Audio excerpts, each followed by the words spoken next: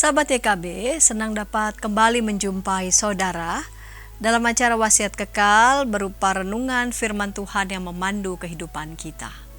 Saya Pendeta Santiadi Manurung dari GKI Gereja Merpati Mas. Renungan kita pada hari ini, Senin 7 April 2025 ditulis oleh Pendeta Mungki A. Sasmita dari GKI Sangkrah Solo dengan judul Kepastian yang dilandaskan pada kitab Mazmur 20. Dan yang akan menjadi pusat perenungan kita adalah Mazmur 20 ayat 8 sampai 9. Sebelum membaca firman Tuhan, mari kita berdoa.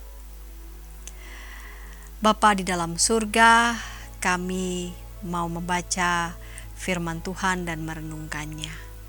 Bapa kiranya sertai kami, bimbing kami dalam perenungan firman ini. Amin. Sahabat, saya akan bacakan untuk kita Mazmur 20 ayat 8 sampai 9.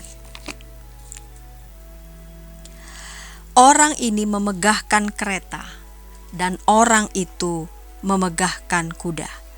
Tetapi kita bermegah dalam nama Tuhan Allah kita. Mereka rebah dan jatuh, tetapi kita bangun berdiri dan tetap tegak.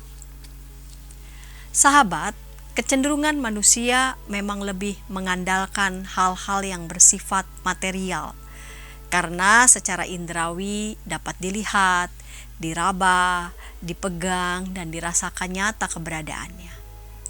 Maka banyak orang sangat percaya bahwa semakin banyak memiliki, semakin terjamin kehidupan dan masa depannya.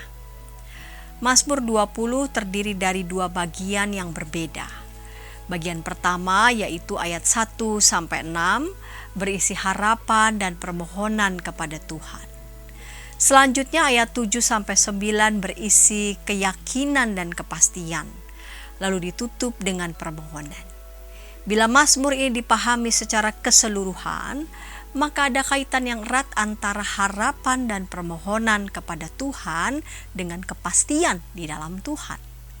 Pemazmur hendak berbagi keyakinan bahwa harapan dan permohonan akan menjadi kepastian bila disertai dengan sikap yang mengandalkan Tuhan. Kepastian itu melebihi kepastian orang yang mengandalkan kereta perang maupun kuda yang perkasa.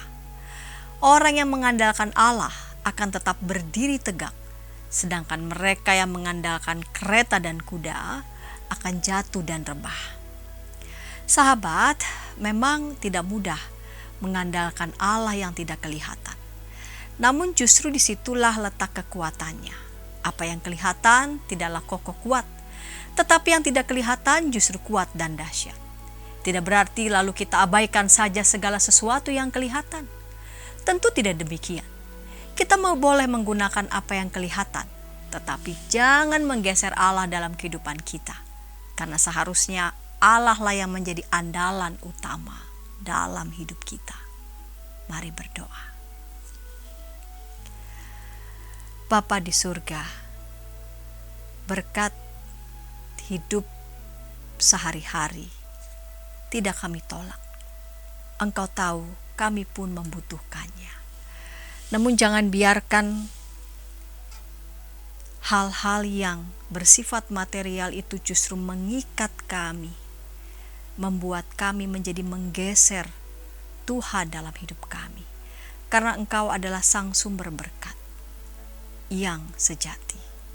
Tolong kami ya Tuhan, agar kami terus memberi prioritas bahwa Tuhanlah satu-satunya dalam hidup kami, sehingga dengan demikian kehidupan kami yang kami jalani ini menjadi kehidupan yang baik, yang benar di dalam penyertaan Tuhan. Amin. Demikian renungan kita hari ini. Jangan lupa subscribe, like, dan bagikan kepada sebanyak mungkin orang. Tuhan memberkati.